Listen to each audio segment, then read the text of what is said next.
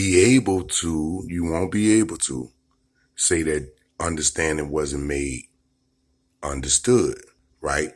So this is another New Black World Order TV Productions. Chopper. Grand Rising family. This is part 2 of the mathematical cracking of the codes of the numbers of chapters in the Quran and the number 19. Right. So we said we're going to focus on these first 3 Fibonacci numbers, a sequence of numbers that are found in nature, structures, pottery, music, paintings, the human body, etc., producing the golden ratio, right? So the Fibonacci, first 7 numbers, because the Muslims, Christians, and Jews are fascinated with the number 7, right? So we went over the psychology, the terms that were attached to the numbers from 0 to 9 given to us by Father Allah of the nation of gods and earth, and the other explanations of Islamic math given to us by Elijah Muhammad. So we also want to talk about the alphabets, right, in the English language.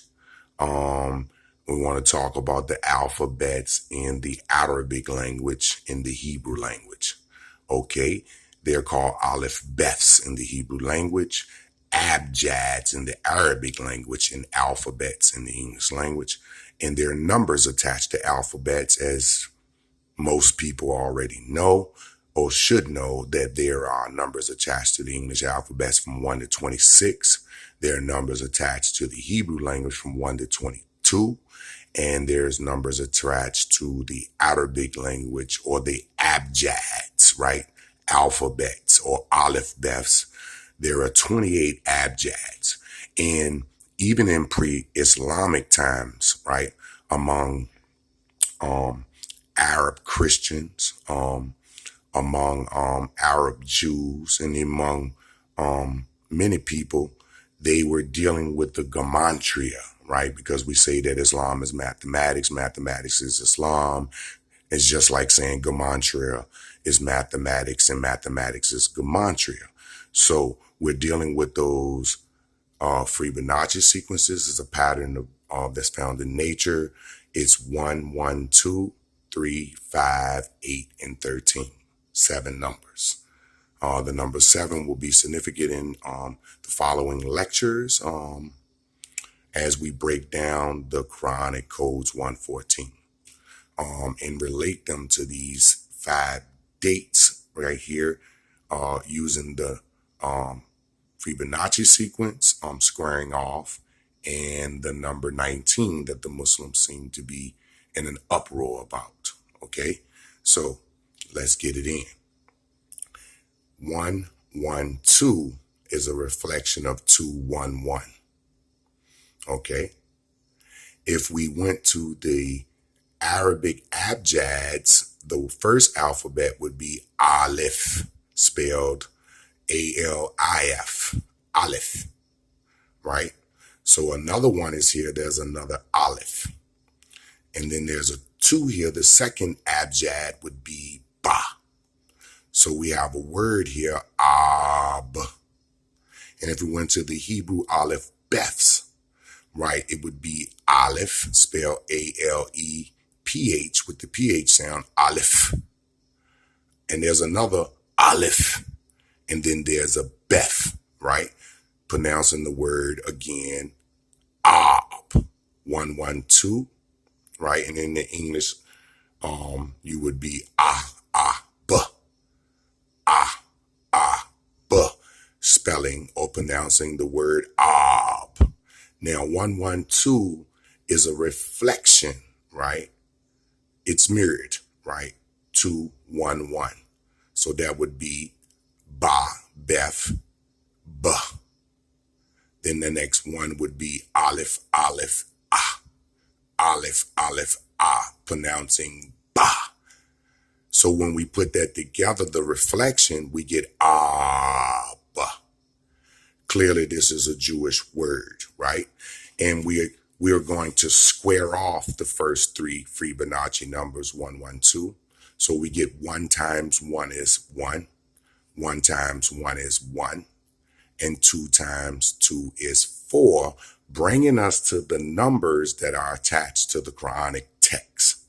Okay, so what we want to do, again, since the abjads were discussed with its numerology, the gematria, prior or pre-Islamic times, we're going to go into the university systems of the Jewish people in the region there, okay?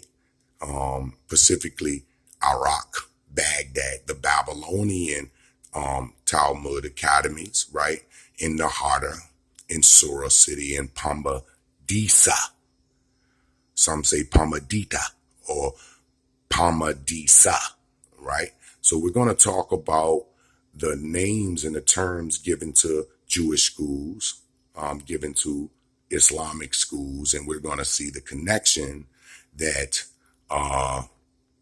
Islam is, or the Quran is, a product of Judeo-Christian thought that's piggybacking on the stories of the Old Testament and the New Testament. And if we were to remove all of the stories that are in the Quran that relate to the Torah and the gospel, how much of the story would be there in that 114 surahs, right? And we also want to talk about Surah, right? Surah City, right? A Jewish place where Jews settled and lived. This is pre-Islamic times. There was also an academy or a yeshiva, right? Or a madras, right? And this is all 3rd century, right? This is all 3rd century. This is before the year 570, right? Those dates. This is before these dates. And it's showing that the 112 is directly connected to the 114, right?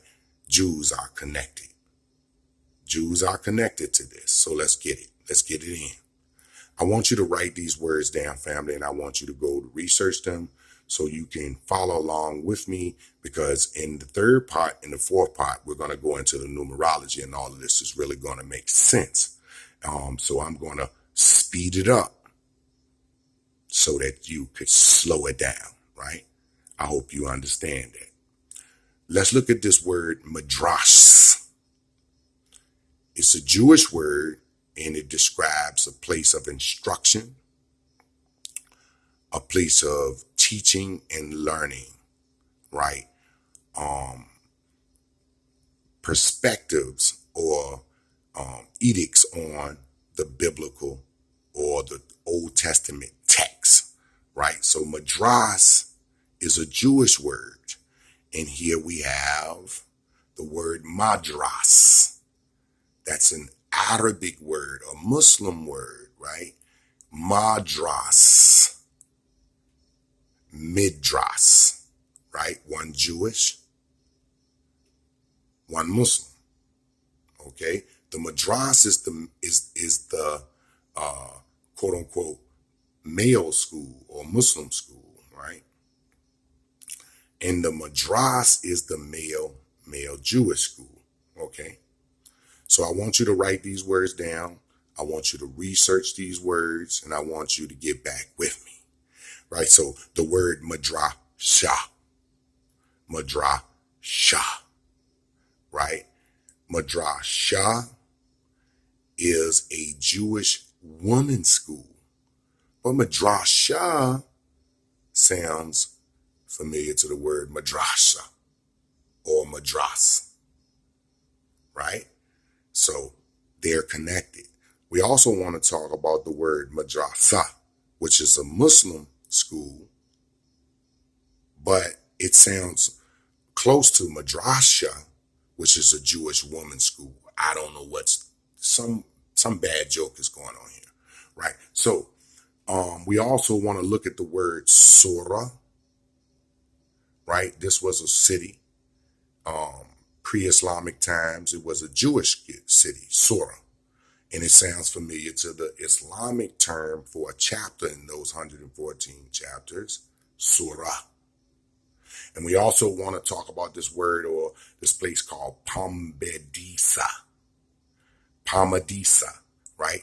And this is the Babylonian Talmudic university systems that really shows us or pulls the veil off that the 114 is connected to the 112 or the 112. Ba, Jewish, right? As we said before, the Quran is a product of Jewish Christian thought, okay? So we also want to look at Ba, right?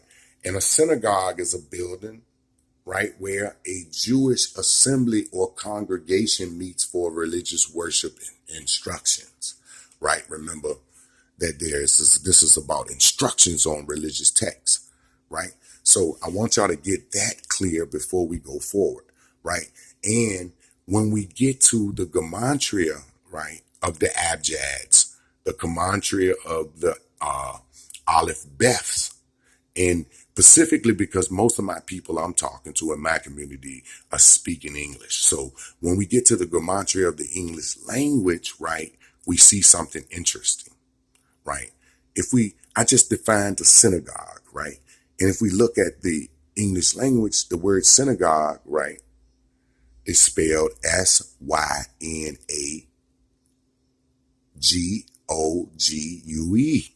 right? So we have a 19, a 25, a 14, a, which is a 1, right? Sina, a G, which is a 7, a O, which is a 15, and another G, which is a 7. And the U is the 21st alphabet in the English language, and the E is the 5th.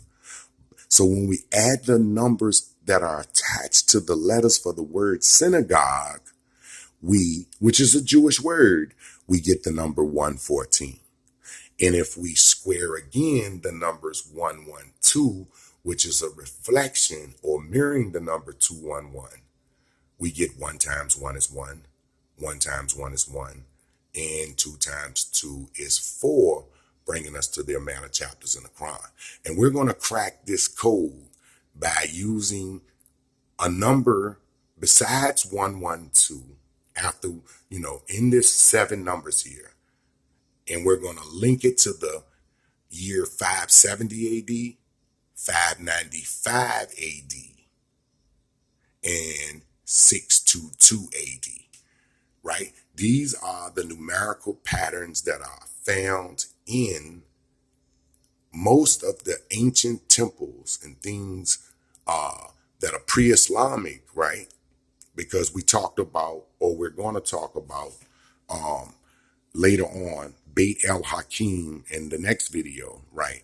The translation movement in Islam that comes later after the madras, after the madrasha, right? After Surah City, right? After this 3rd century Jewish Babylonian academies.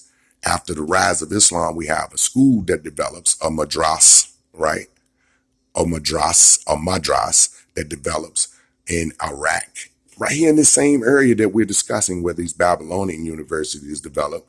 We have a Islamic university that develops that's called Beit el-Hakim, or the House of Wisdom. And we're going to go into that and see this, how people will go through transliteration movements, just like the Jewish people did with the ancient societies before them. They translated their knowledge and put it into their texts. Just like we can see that this Jewish knowledge is inside the Islamic text, right? We have the word midras, 1 Jewish, 1 Muslim. We have madrasha, which is a Jewish women's school. And we have the Arabic word madrasa, which is a Muslim school. And we have this word surah, which is a yeshiva, a Jewish school, but we have the word surah, right? Also, that is the name of an Islamic text. And we have another university here in Pamadisa, right? And notice here the word Isa, right? The word Isa, Pambed Isa, right? So we have Abba, another Jewish word. So family, I want you to understand that I'm going to crack this code and I'm going to show you how they borrowed, stole, or adopted our people mathematical systems, right? The Fibonacci sequence, the numbers from 0 to 9. All of this was borrowed from melanated people